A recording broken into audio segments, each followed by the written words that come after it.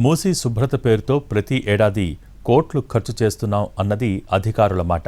కానీ క్షేత్రస్థాయిలో మాత్రం పరిస్థితి మరోలా ఉంది. అంటే మూసీ క్లీనింగ్ పేరుతో సొమ్ము లూటీ జరుగుతోందా? హైదరాబాద్ నగరానికి జీవనాడిగా చెప్పుకునే మూసీ నది ప్రస్తుతం చెత్తకుప్పగా మారింది. బాపుఘాట్ నుంచి నాగోల్ వరకు పరివాహక ప్రాంతంలో ప్లాస్టిక్ వ్యర్థాలు, మట్టి, పిచ్చి మొక్కలు, గుర్రపు డెక్క పేరుకుపోయి ప్రవాహానికి తీవ్ర ఆటంకంగా మారాయి. వర్షాలు కురిసిన ప్రతిసారి సమీప కాలనీలు ముప్పును ఎదుర్కొంటున్నాయి.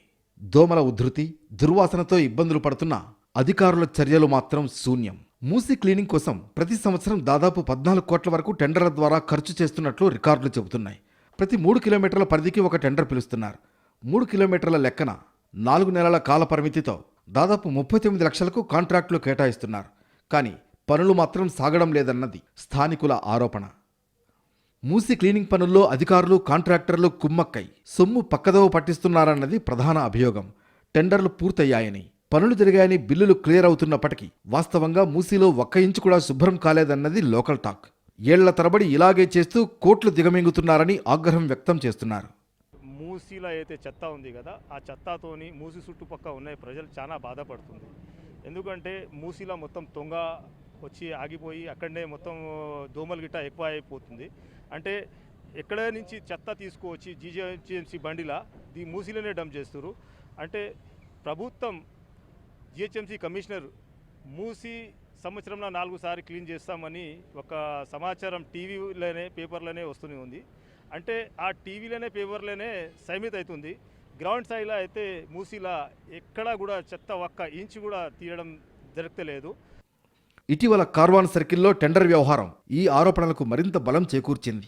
పురాణాపూర్ నుంచి అత్తాపూర్ బ్రిడ్జి వరకు 3 కిలోమీటర్ల మూసీ క్లీనింగ్ పనులకు సుమారు 38 లక్షలతో టెండర్ పిలిచారు. అయితే అప్పటి ఎగ్జిక్యూటివ్ ఇంజనీర్ లాల్ సింగ్ తనకు అనుకూలమైన సంస్థకే ఆమోదించారనే ఆరోపణలు వచ్చాయి. దీనిపై ఇతర కాంట్రాక్టర్లు జిహెచ్ఎంసీ కమిషనర్కు ఫిర్యాదు చేయడంతో టెండర్ను రద్దు చేశారు. ఇదే తరహా అవకతవకలు ఇతర సర్కిళ్లలోనూ జరిగాయనే ఆరోపణలు వస్తున్నాయి. ఈ ప్రవాహానికి చాలా వెడల్పుగా ప్లేస్ చాలా ఉంది, కానీ మూసీ ప్రవాహం పోదు. ఎందుకు పోదు అంటే మధ్యలో గుర్రపు డెక్క కానీ, వేస్టేజ్ కానీ ఇవన్నీ అందులోకించి వచ్చి నీటి ప్రవాహాన్ని అడ్డుకుంటాయి.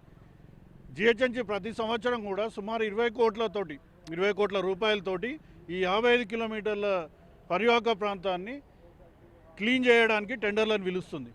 మరి టెండర్లను అయితే పిలుస్తుంది పేపర్ల మీద, కానీ ఇక్కడ ఒక్క వర్క్ కూడా ఇక్కడ జరిగినట్టు వర్క్ అలా కనిపిస్తలేదు.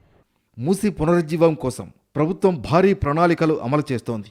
కానీ పరిశుభ్రం పనులు సరిగా జరగకపోవడం, నిధులు పక్కదారి పట్టించడం విమర్శలకు దారితీస్తోంది. దీనిపై సమగ్ర విచారణ జరిపి పనులు సవ్యంగా జరిగేలా చర్యలు తీసుకోవాలని కోరుతున్నారు స్థానికులు.